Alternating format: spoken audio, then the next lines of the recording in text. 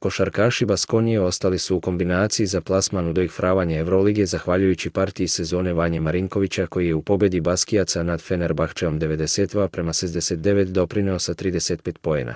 6-9 za 2, 6-9 za 3, 5-5 za 1. Neverovatni Marinković eksplodirao je u posljednjoj četvrtini u kojoj je postigao čak 17 poena.